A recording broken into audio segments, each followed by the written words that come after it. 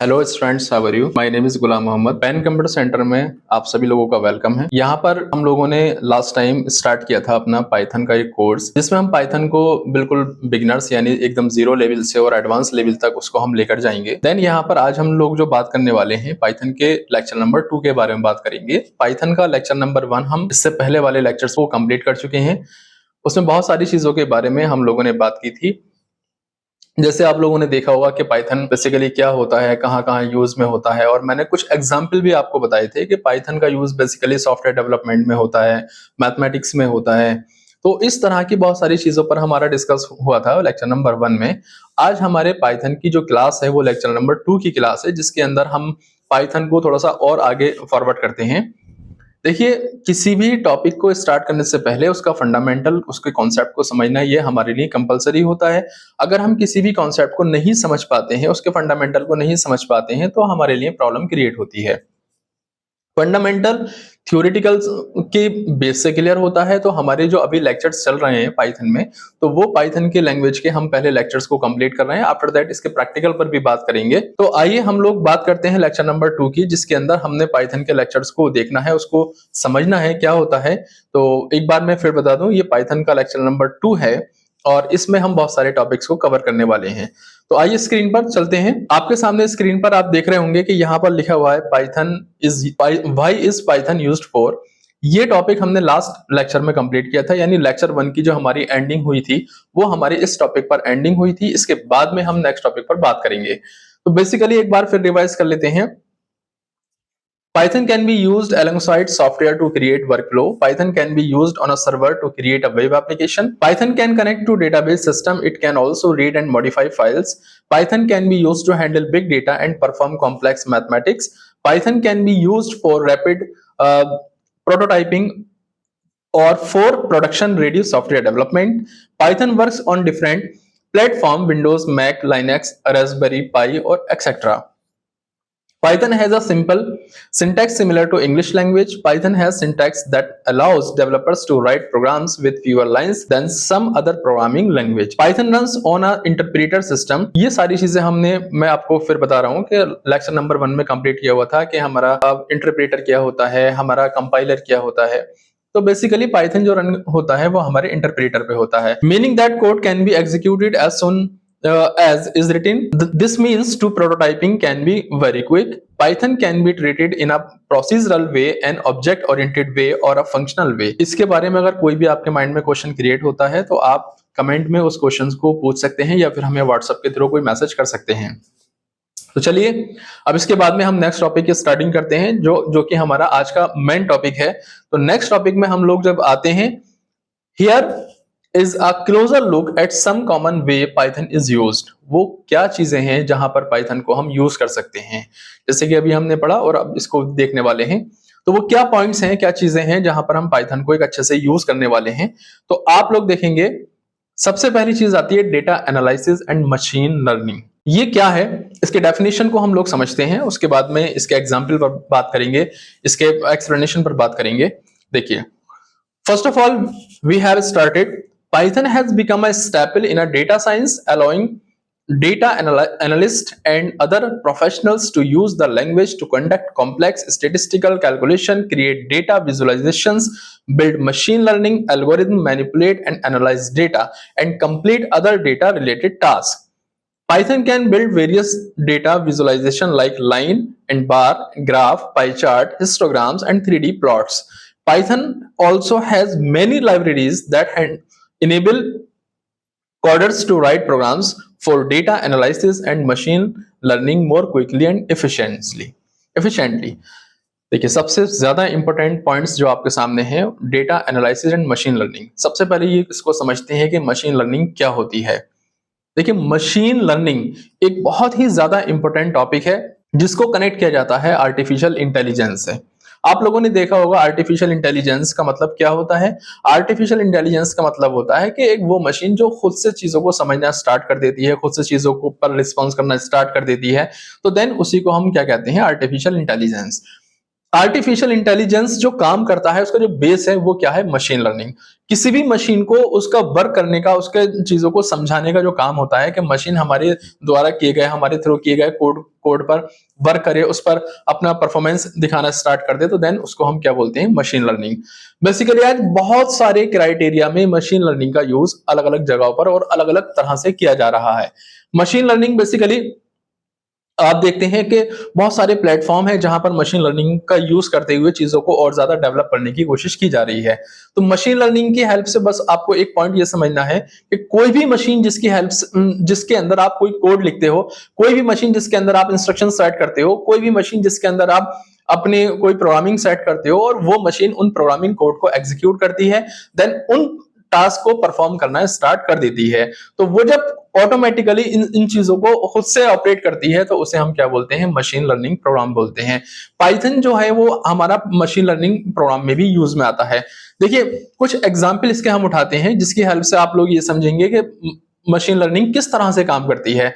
तो सबसे पहले अगर हम बात करते हैं मशीन लर्निंग की, तो हम मशीन लर्निंग में देखते हैं, जैसे आपने देखा गूगल असिस्टेंट है, सिरी है, अलेक्सा है, ये बेसिकली क्या करते हैं, ये आपकी वॉइस कमांड को समझते हैं और वॉइस कमांड को समझने के बाद उस पर रिस्पॉन्स करते हैं। जैसे मैंने आपकी कुछ नेम बताए, सिरी, अलेक्सा एंड आपका गूगल असिस्टेंट। आपने जो भी इनको कमांड दी, आपने जो भी वॉइस कमांड इनके अंदर बोली, आज एक छोटा बच्चा आपने देखा होगा यूट्यूब की हेल्प से वो बोलता है और काफी सारे यूट्यूब की वीडियोस निकल कर आ जाती हैं। जैसे किसी छोटे बच्चे ने यूट्यूब के माइक पे क्लिक किया और उस पर लिखा कि, उस पर बोला छोटा भीम, तो बहुत सारे सीरियल्स निकल कर आ गए। आपने बोला हिंदी सॉन्ग, तो बहुत सारे सीरियल निकल के आ गए। आपकी वॉइस कमांड को मशीन ने समझा और उसके पास जो भी डेटा था आपकी वॉइस कमांड से मैच होता हुआ देन उसने आपको लाकर प्रोवाइड करा दिया। इसको हम क्या बोलते हैं, मशीन लर्निंग बोलते हैं। ये मशीन लर्निंग का एग्जाम्पल है। अलेक्सा मशीन लर्निंग पर काम करता है, गूगल असिस्टेंट आपका मशीन लर्निंग पे काम करता है, इसी के साथ साथ में आपका सिरी वो मशीन लर्निंग पे काम करता है। तो मशीन लर्निंग के थ्रू चीजें उसके अंदर पहले से ही प्रीडिफाइन कर दी जाती हैं, उसके अंदर सेट कर दी जाती हैं। आफ्टर दैट उन चीजों को आगे फॉरवर्ड करने की कोशिश की जाती है। तो चीजों को इजी टू इजी बनाने का काम अगर कोई चीज करती है तो वो मशीन लर्निंग होती है। तो मशीन लर्निंग का इतना बड़ा क्रेज, जैसे मैंने आपको अभी एग्जांपल के थ्रू बताया कि वॉइस कमांड को समझना देन उस पर परफॉर्म करना, इसको हम क्या बोलते हैं, ये मशीन लर्निंग का एग्जांपल है और इसे हम कहते हैं स्पीच रिकॉग्नाइजेशन। स्पीच रिकॉग्नाइजेशन के अंदर वो उस प्रोसेस को फॉलो किया जाता है जिसके अंदर आपकी वॉइस कमांड को समझा जाता है और वॉइस कमांड को समझने के बाद आपकी वॉइस को डेटा से मैच किया जाता है और वहां पर जब वो वर्ड्स मिल जाते हैं देन वहां से उठाकर चीजों को आपके थ्रू आपके पास में फॉरवर्ड कर दिया जाता है। इसी को हम क्या कहते हैं, स्पीच रिकॉग्नाइजेशन। तो मशीन लर्निंग का एक बड़ा एग्जांपल क्या हुआ, मशीन स्पीच रिकॉग्नाइजेशन। इसके बाद में हम थोड़ा सा और आगे चलते हैं। आगे चलने के बाद में सेकंड नंबर पर अगर हम देखते हैं तो सेकंड नंबर पर आप लोगों ने देखा होगा कि एक नेटफ्लिक्स है ना, इसके अलावा एक अमेजॉन है, या इसके अलावा और भी बहुत सारे चैनल हैं जो आज के प्रेजेंट टाइम में आपके लिए वेब सीरीज बना रहे हैं। वेब सीरीज समझते हैं ना, जिसमें एक सीरियल बनता है, उसके अलग अलग पार्ट्स होते हैं, तो वो वेब सीरीज आपके लिए बना रहे हैं। अब आपने क्या किया कि आपने नेटफ्लिक्स की हेल्प से या अमेजॉन की हेल्प से अपने चीजों को सर्च करना स्टार्ट किया।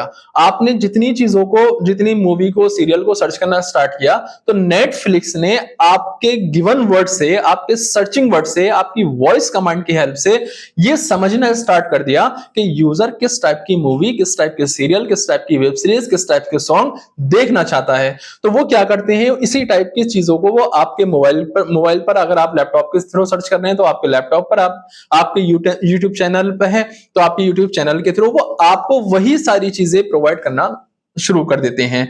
कभी आपने नोटिस किया होगा कि इसको हम क्या बोलते हैं, इसको हम बोलते हैं रिकमेंडेशन सिस्टम। तो मशीन लर्निंग की हेल्प से रिकमेंडेशन सिस्टम को भी एग्जिस्ट करना ये एक आज पॉसिबल हो पाया है। हम सोचते हैं यार मैंने तो बस नॉर्मली ये सर्च किया था, बस ये सॉन्ग, इसके अलावा सारी सॉन्ग आने लगे।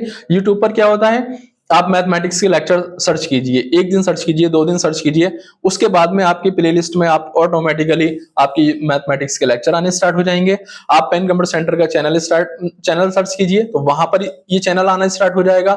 आप इसी तरह से किसी भी कीवर्ड्स को कंटिन्यू सर्च कीजिए तो वहां पर ऑटोमेटिकली उसी से रिलेटेड चीजें आपके आने शुरू हो जाएंगी। जैसे रिलीजन से रिलेटेड हो सकती हैं, पॉलिटिक्स से रिलेटेड हो सकती हैं। तो वो क्या करता है कि अब यूट्यूब को कैसे पता कि आप क्या चाहते हो, यूट्यूब को कैसे पता कि आप किस टॉपिक को सर्च कर रहे हो, तो उसके अंदर रिकमेंडेशन सिस्टम डेवलप किया गया। रिकमेंडेशन सिस्टम का मतलब होता है कि जो वर्ड आपको ज्यादा पसंद है उस वर्ड्स को मशीन लर्निंग समझे और डेटा को निकालकर अगेन एंड अगेन आपको वो प्रोवाइड कराए, उसको हम बोलते हैं रिकमेंडेशन सिस्टम। तो मशीन लर्निंग की बेस पर टू टाइप्स के एग्जांपल आपने देखे। एक आप देखा आपने स्पीच रिकॉग्नाइजेशन, जिसमें सिरी, एलेक्सा और आपका गूगल असिस्टेंट हुआ, और दूसरा आपने देखा रिकमेंडेशन सिस्टम, जिसके अंदर मशीन लर्निंग की हेल्प से ही आपके कीवर्ड्स की हेल्प से आपको चीजें प्रोवाइड कराना स्टार्ट किया गया। अब कोई पर्सन तो वहां पर एग्जैक्टली नहीं बैठा हुआ है कि आप कहें कि भाई मुझे ना ये वाली वीडियोस आनी चाहिए, तो वो डायरेक्टली वही वीडियोस आपको फॉरवर्ड कर रहा है। ऐसे तो दुनिया में लाखों करोड़ों यूजर हैं, तो लाखों करोड़ों एम्प्लॉय तो कंपनी में नहीं होंगे, हर एक पर्सन के लिए तो एक पर्सन नहीं बैठा होगा। तो वहां पर आपके रिकमेंडेशन के बेस पर आपके लिए चीजों को प्रोवाइड कराना, ये मशीन लर्निंग का काम होता है। और मशीन लर्निंग के इस पार्ट को हम क्या बोलते हैं? Recommendation system. जब भी आप कोई भी चीज को सर्च करते हो, जैसे आप मान लीजिए फ्लिपकार्ट पर कुछ टाइम के लिए शूज सर्च करना स्टार्ट कर दीजिए, फ्लिपकार्ट पर आप लैपटॉप सर्च करना स्टार्ट कर दीजिए, फ्लिपकार्ट पर आप मोबाइल सर्च करना स्टार्ट कर दीजिए। अब आप कोई भी काम कर रहे होंगे ना, तो अगेन एंड अगेन आपके मोबाइल में जब भी नेट ऑन होगा, नोटिफिकेशन के थ्रू ये सारी चीजें आनी स्टार्ट हो जाएंगी। वहां पर जब ये सारी चीजें आनी स्टार्ट हो जाती हैं, तो अब कैसे पता फ्लिपकार्ट को कि आप क्या चीज सर्च कर रहे हो? तो वहां पर भी रिकमेंडेशन सिस्टम को फॉलो किया जाता है। और रिकमेंडेशन सिस्टम को फॉलो करने के लिए मशीन को समझाना पड़ता है, और मशीन को समझाने के लिए जो पॉइंट्स हम यूज करते हैं, जो वर्ड हम यूज करते हैं, उसे मशीन लर्निंग कहते हैं। तो मशीन लर्निंग के अंदर हम बहुत सारे प्रोग्राम, बहुत सारे इंस्ट्रक्शन को सेट करते हैं, और हमारी मशीन अलग अलग टाइप से वर्क करना स्टार्ट कर देती है। तो दो एग्जाम्पल के थ्रू आपको समझ आया कि मशीन लर्निंग बेसिकली क्या होती है। तो पाइथन का यूज मशीन लर्निंग के लिए भी किया जाता है। अब वो स्पीच रिकॉग्नाइजेशन के लिए भी हो सकता है, वो आपके रिकमेंडेशन सिस्टम के लिए भी हो सकता है, लाइक दिस। अच्छा, इसके साथ साथ में हम एक अनदर एग्जांपल और चलते हैं। मान लीजिए आपके पास में डेबिट कार्ड है, आपके पास में क्रेडिट कार्ड है। तो यहां पर डेबिट कार्ड अगर आप अपनी कंट्री में यूज कर रहे हो तो कोई इशू नहीं है, आप पूरी कंट्री में कहीं भी यूज कर सकते हो। लेकिन आफ्टर सम टाइम क्या होता है कि आप अचानक से उस कार्ड को किसी आउट ऑफ कंट्री में जाकर यूज करते हो। आप अपनी फैमिली के साथ विजिट पर गए हो, आप अपनी फैमिली के साथ कहीं टूर करने के लिए गए हो, या आप अकेले टहलने के लिए गए हो। देन उस कंडीशन में आप अपने एटीएम का डेबिट कार्ड हो, अपने एटीएम का क्रेडिट कार्ड हो, और वहां पर जाकर आप यूज करते हो किसी एटीएम मशीन में। तो क्या होता है कि ऑटोमेटिकली बैंक में एक अलर्ट एक्टिवेट हो जाता है कि ये ATM card out of country use किया गया है। अब अगर आप सपोज कीजिए कि आप कोई क्राइम करके गए हैं, तो इजीली पता चल जाएगा कि आपने एटीएम कार्ड, डेबिट कार्ड अपना कहां पर यूज किया है। और अगर आप बिल्कुल क्लीन गए हैं तो कोई इशू नहीं, तो बैंक वाले देखेंगे, कोई ऐसा मैटर नहीं है बस। लेकिन उनको ये बात पता चल जाती है कि आपने ATM card with in country use किया है, आउट ऑफ कंट्री यूज किया है। तो यहां पर फ्रॉड को रोकने का भी काम मशीन लर्निंग की हेल्प से हो सकता है। और यहां पर इसको हम कहते हैं फ्रॉड प्रोटेक्शन, यानी कि फ्रॉड को कैसे रोका जाए। तो मशीन लर्निंग की हेल्प से फ्रॉड को रोकने का भी काम हो सकता है। कितने पॉइंट्स हुए? एक आपका स्पीच रिकॉग्नाइजेशन हुआ, एक आपका रिकमेंडेशन सिस्टम हुआ, और एक आपका फ्रॉड सिस्टम हुआ, कि जिसके अंदर आप अपने साथ होने वाले फ्रॉड को रोक सकते हैं। और अपने थ्रू जो आपने प्रोडक्ट मार्केट में निकाला हुआ है, जैसे मैंने आपको बताया डेबिट कार्ड है, एटीएम कार्ड है, उसका यूज कहां कहां कब कब हो रहा है। मान लीजिए कोई पर्सन है, उसने कोई क्राइम किया हुआ है, अब वो जहां भी जिस एटीएम मशीन से अपने कार्ड को स्वीप करता है, अपने कार्ड को यूज करता है, तो ऑटोमेटिकली उसकी लोकेशन बैंकिंग के पास पहुंच जाती है, और बैंक से वो इंफॉर्मेशन पुलिस के पास पहुंच जाती है, और उसको ट्रेस करना इजी हो जाता है। तो यहां पर क्या होता है कि ये सारी चीजें जो होती हैं, ये मशीन लर्निंग की हेल्प से बताई जाती हैं। तो मशीन लर्निंग का जो यूज है आज के प्रेजेंट टाइम में बहुत ही ज्यादा यूज है। जैसे मैंने अभी आपको एग्जांपल के थ्रू बताया हुआ है, मैं अगेन एंड अगेन इस बात को रिपीट कर रहा हूं ताकि आपके माइंड में बना रहे। स्पीच रिकॉग्नाइजेशन जो कि यूट्यूब की हेल्प से होता है, फेसबुक की हेल्प से होता है, नेटफ्लिक्स की हेल्प से होता है, अमेजोन की हेल्प से होता है ना, जहां पर वेब सीरीज के सारे सिस्टम होते हैं। नेटफ्लिक्स सबसे ज्यादा यूज करता है आपके आर्टिफिशियल इंटेलिजेंस को। आर्टिफिशियल इंटेलिजेंस डिपेंड करता है मशीन लर्निंग पे। इसी तरह से रिकमेंडेशन सिस्टम हुआ आपका, स्पीच रिकॉग्नाइजेशन हुआ, और ये आपका क्या हुआ? फ्रॉड का काम हुआ, कि जिसके अंदर आप फ्रॉड को रोक सकते हैं। तो इस तरह से हमारे थ्रू मशीन लर्निंग का यूज किया जाता है। आफ्टर सम टाइम थोड़ा सा हम और आगे चलते हैं। आगे चलने के बाद में हम देखते हैं ई कॉमर्स। ई कॉमर्स के अंदर भी क्या होता है कि वो किसी सामान को ऑनलाइन या ऑफलाइन, उस ऑनलाइन सामान को खरीदना और बेचना दोनों चीजें शामिल होती हैं। एक पर्सन जो होता है वो सामान को बेचने वाला होता है और एक पर्सन जो होता है वो सामान को खरीदने वाला होता है। तो उस कंडीशन में हम लोग क्या करते हैं, बेसिकली उस कंडीशन में हम लोग ये करते हैं कि ई कॉमर्स की हेल्प से चीजों को समझना स्टार्ट कर देते हैं। तो ई कॉमर्स की हेल्प से जो हमने सामान खरीदा, जो हमने सामान बेचा, तो वहां पर ऑनलाइन पेमेंट करना, अब पेमेंट जमा हो गया या नहीं जमा हो गया, पेमेंट अकाउंट में आ गया नहीं आ गया, ये सारा काम करने के लिए कोई भी एक पर्सन तो वहां बैठा नहीं होगा। जब कोई भी एक पर्सन वहां बैठा नहीं होगा तो उस कंडीशन में वो क्या करेगा कि उस कंडीशन में वो ये करेगा कि एक मशीन को सेट कर देगा कि जैसे ही आपके पास में कोई पेमेंट रिसीव होता है तो आप हमें अलर्ट कर दीजिए। तो बाय मैसेज या बाय कॉल या बाय रिपोर्ट मशीन उनको अलर्ट कर देती है कि आपके अकाउंट में इतने रुपए रिसीव हो गए हैं इस प्रोडक्ट के अगेंस्ट। तो इसी के बेस पर अमेजॉन कंपनी है, फ्लिपकार्ट है, आपके OLX है ना, मीशो है, ये जितनी भी कंपनीज हैं जो चल रही हैं आज के प्रेजेंट टाइम में, ऑनलाइन अमाउंट को रिसीव कर रही हैं, किसको क्या प्रोवाइड कराना है, किस एड्रेस पे क्या डिलीवर करना है, ये सब मशीन लर्निंग की हेल्प से किया जाता है। तो मशीन लर्निंग के अंदर ये भी चीजें शामिल होती हैं जिसमें मैंने आपको बताया कि ई कॉमर्स। तो इस तरह से स्पीच रिकॉग्नाइजेशन हुआ जो मशीन लर्निंग का एग्जाम्पल है, आपका रिकमेंडेशन सिस्टम हुआ जो मशीन लर्निंग का एग्जाम्पल है, आपका ई कॉमर्स एग्जाम्पल हुआ जो मशीन लर्निंग का एग्जाम्पल है, आपका फ्रॉड प्रोटेक्शन हुआ जो मशीन लर्निंग का एग्जाम्पल है। इतने सारे एग्जाम्पल की जगह पर मशीन लर्निंग आज यूज में आ रही है। और इस मशीन लर्निंग को एक स्टैंडर्ड लैंग्वेज में हम लोग किस नाम से जानते हैं, आर्टिफिशियल इंटेलिजेंस के नाम से जानते हैं। इसी के हेल्प से हम थोड़ा सा और आगे चलते हैं तो हमारे सामने एक ऑप्शन और आता है ईमेल। ईमेल आप लोगों को रिसीव होते होंगे, व्हाट्सएप पर भी मैसेज आते हैं, ईमेल पर भी अलग अलग टाइप के मैसेज आते हैं। अब ईमेल पर क्या होता है, ईमेल पर मशीन लर्निंग का यूज कैसे होता है, ईमेल पर आर्टिफिशियल इंटेलिजेंस का यूज कैसे होता है, मशीन किस तरह से काम करती है। तो ईमेल जैसे कि वेबसाइट होती है जीमेल, उसकी हेल्प से आप मैसेज को रिसीव करते हैं। तो ईमेल पर जो आपके मोस्ट इंपोर्टेंट मैसेज होते हैं उनको, और जो अननोन मैसेज होते हैं जिससे लगता है ये मैसेज जो है यूजर के काम का नहीं है, तो वो उसको एक स्पैम के नाम से आपको शो कराता है।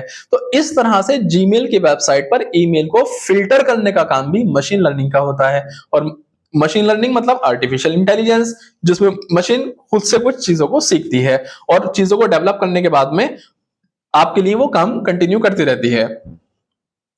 किसी के पास में आज के वक्त में इतना टाइम नहीं है कि कोई भी पर्सन वहां जाकर बैठे, देन आपके पास में आने वाले ईमेल्स को अगेन एंड अगेन फिल्टर करे कि ये भाई इनके काम का है और ये इनके काम का नहीं है। तो उस कंडीशन में भी मशीन लर्निंग अपना रोल प्ले करती है। और मशीन लर्निंग, एक मशीन अपना रोल प्ले करने के साथ साथ में आपके रिसीव होने वाले मेल्स को फिल्टर कर देती है। तो उसको हम क्या बोलते हैं, ईमेल फिल्टरिंग, जिसकी हेल्प से हमें जो राइट ईमेल होते हैं, जो हमारे काम के ईमेल होते हैं, वो हमें मिल जाते हैं। और जो हमें अननोन सोर्स से ईमेल रिसीव हुआ होता है, अगर हम उसको जस्टिफाई कर देते हैं तो हमारे जो सिस्टम है वो उस मेल को नॉर्मल बना देता है। अगर हम उसके बारे में कोई रिपोर्ट करना चाहते हैं, उसको ब्लॉक करना चाहते हैं, तो वो ऑप्शन प्रोवाइड करता है। तो उसे हम क्या बोलते हैं, उसे बोलते हैं हम ईमेल फिल्टरिंग। इसके बाद में हम आगे चलते हैं ऑटोमेशन व्हीकल्स। ऑटोनोमस व्हीकल्स होता है, सॉरी ऑटोमेशन बोल दिया मैंने। तो इसके बारे में हम बात क्या करते हैं, ऑटोनोमस व्हीकल्स मतलब आप प्रेजेंट टाइम में देख पा रहे होंगे, आपने कहीं एग्जाम्पल में देखा होगा, जैसे मान लीजिए आप दुबई चले जाइए, आउट ऑफ कंट्री कहीं और किसी और कंट्री में चले जाइए, है ना, वहां पर जो कार्स हैं, कार जिसमें हम लोग ट्रेवल करते हैं, जैसे किसी की प्राइवेट कार होती है, किसी की शेयर बेस कार होती है, तो जो लोग कार में बैठकर ट्रेवल करते हैं, तो उन कार्स को भी आज मशीन लर्निंग की हेल्प से सेल्फ ड्राइविंग करने की फैसिलिटी उन कार्स के अंदर रखी गई है। रोड पर कार चल रही है लेकिन उसके अंदर ड्राइवर नहीं है, तो कौन चला रहा है, एक मशीन चला रही है। मशीन के अंदर ये सारी चीजें प्रोग्राम कर दी जाती हैं, कितना डिस्टेंस रखना है, कैसे डिस्टेंस को ट्रैक करना है, कितनी स्पीड को इंक्रीज करना है, स्पीड को कब डिक्रीज करना है, ये सारी चीजें जो होती हैं मशीन लर्निंग की हेल्प से एक कार के अंदर फीड कर दी जाती हैं। तो इसको हम कहते हैं ऑटोनोमस व्हीकल्स, जिसके अंदर हमारी कार ऑटोमेटिकली रोड पर चलना स्टार्ट कर देती है, हमें कुछ नहीं करना होता, हमें सिर्फ बैठ जाना होता है। जैसे अभी कुछ कंपनीज ने कार भी लॉन्च की है। फॉर एग्जाम्पल आप कार चला रहे हो और एक डिस्टेंस आया और दूसरी कार अचानक सामने आ गई और आप ब्रेक लगाना भूल गए, तो अचानक क्या होगा कि आपकी कार जो ना ऑटोमेटिकली इमरजेंसी ब्रेक लेकर वहीं स्टॉप हो जाएगी। मतलब दूसरे के साथ में एक्सीडेंट होने की जो पॉसिबिलिटी है वो कम हो जाएगी। तो इसे हम क्या कहते हैं, मशीन लर्निंग कहते हैं। मशीन लर्निंग की हेल्प से ही कार ने समझा कि मुझे कब चलना है, कब स्पीड को इंक्रीज करना है, कब स्पीड को मुझे डिक्रीज करना है, कितना डिस्टेंस मेंटेन करना है, किस रोड पर किस वे में चलना है, कौन सी साइड में चलना है। ये सारी चीजें प्रोग्राम कर दी जाती हैं एक मशीन के अंदर, और उसी को हम क्या बोलते हैं, मशीन लर्निंग। तो मशीन लर्निंग की हेल्प से ऑटोनोमस व्हीकल्स भी हमारे क्या हुए, ये इस तरह से कार को लेकर चलने लगे। तो ऑटोनोमस व्हीकल्स में ऑटोमेटिकली कार को ड्राइविंग करना, ये एग्जाम्पल हो सकता है मशीन लर्निंग का। ठीक है, उसके बाद हम लोग आगे चलते हैं। एक आता है एनएलपी। ये क्या होता है? देखिए, मशीन लर्निंग की हेल्प से ही एनएलपी, ये क्या होता है? इसे कहते हैं natural language processing. NLP, natural language processing. इसका सीधा मतलब होता है कि मशीन लर्निंग की हेल्प से ही आप जो कुछ लिख पा रहे हो, अपने कंप्यूटर पे लिख रहे हो, जैसे आप लोगों ने, बहुत सारे लोगों ने एमएस वर्ड का यूज किया है, तो एमएस वर्ड के अंदर अगर आपने कोई स्पेलिंग मिस्टेक कर दी तो वो आपको ग्रामेटिकल सजेशन देना स्टार्ट कर देता है। वो जो आपको ग्रामेटिकल सजेशन स्टार्ट किए गए, देन क्या हुआ, वो कहां से निकल कर आया? क्या हमारा जो एमएस वर्ड है, क्या वो ग्रामर को जानता है? ऐसा नहीं है कि वो ग्रामर को जानता है। उसके अंदर इस तरह की फाइल्स को स्टोर कर दिया गया कि अगर ये वाली स्पेलिंग कोई यूजर राइट करना चाहता है और ये स्पेलिंग आपके डेटाबेस से मैच करती है, तो आप उसको करेक्ट करने का काम आप करेंगे। कौन करेंगे? मतलब मशीन करेगी। तो मशीन की हेल्प से नेचुरल लैंग्वेज प्रोसेसिंग के अंडर में वर्ड्स को ठीक करना, प्लस आपकी राइटिंग को इंप्रूव करने के लिए आपको सजेशन देना, प्लस आपकी स्पेलिंग को इंप्रूव करने के लिए आपको सजेशन देना। तो आज के प्रेजेंट टाइम में आपकी राइटिंग को ठीक करने के लिए भी, आपकी स्किल्स को डेवलप करने के लिए भी, जिसमें आप अच्छे से लिख सकें, जैसे एरियल एक राइटिंग होती है, मोनोटाइप एक कर्सिव एक राइटिंग होती है, तो उसकी हेल्प, मशीन लर्निंग की हेल्प से भी आप अपनी राइटिंग को ट्रेस कर सकते हैं, अपनी राइटिंग को इंप्रूव करने की कोशिश कर सकते हैं, और मशीन लर्निंग आपको ये प्रोवाइड करती है कि आप इसको ठीक कर सकें। तो इस तरह से एनएलपी, नेचुरल लैंग्वेज प्रोसेसिंग भी पॉसिबल हो पाई, किसकी हेल्प से? मशीन लर्निंग की हेल्प से। तो हम लोगों ने देखा कितने सारे एग्जाम्पल हैं जहां पर मशीन लर्निंग का यूज हो रहा है, मतलब आर्टिफिशियल इंटेलिजेंस का यूज हो रहा है। एटीएम मशीन में चले जाइए तो वहां पर आर्टिफिशियल इंटेलिजेंस है। आप किसी मेट्रो स्टेशन पे चले जाइए, वहां पर आप पैसे देते हैं, टिकट निकल कर आ जाता है, ये मशीन लर्निंग का एग्जाम्पल है। तो मैं एक बार आपको फिर रिपीट कर दूं, देखिए आपका रिकमेंडेशन सिस्टम याद रखिएगा, अभी जो मैंने लेक्चर में आपको एक्सप्लेन किया है, रिकमेंडेशन सिस्टम होता है, स्पीच रिकॉग्नाइजेशन होता है, एनएलपी हो गया, नेचुरल लैंग्वेज प्रोसेसिंग हो गया आपका, है ना, ऑटोनोमस व्हीकल्स हो गया, फ्रॉड प्रोटेक्शन हो गया, ईमेल फिल्टरिंग हो गई, ई कॉमर्स हो गया। ये सारे एग्जाम्पल किसकी हेल्प से हैं? मशीन लर्निंग की हेल्प से। तो पाइथन का एक सबसे बड़ा जो रोल प्ले है वो क्या है कि वो मशीन लर्निंग में भी हमारे साथ में है, और हमारे इस वर्क को वो आगे तक और फॉरवर्ड कर रही है। तो आई होप, मैं समझता हूं आप लोगों को ये बात समझ आई होगी कि बेसिकली मशीन लर्निंग हमारी क्या होती है, किस तरह से वो काम करती है। और अगर इतने एग्जाम्पल्स सुनने के बाद भी अगर आपको कोई डाउट है तो आप मुझसे डिस्कस कर सकते हैं, और किसी भी टाइप का क्वेश्चंस अगर आपके मन में है तो आप हमसे बात कर सकते हैं। तो ये हमारा पाइथन का लेक्चर नंबर 2 था। इंशाल्लाह हम लोग अब पाइथन के लेक्चर नंबर 3 पर बात करेंगे, और उसके बाद में पाइथन को और आगे बढ़ेंगे। जिस दिन भी हमारे पाइथन का लेक्चर कंप्लीट हो जाएंगे, जो हमारे थ्योरेटिकल लेक्चर्स हैं, उसके बाद हम उसके प्रैक्टिकल पर भी बात करेंगे। ओके, तो इंशाल्लाह मिलते हैं आपके लेक्चर, पाइथन के लेक्चर नंबर 3 में। Thank you.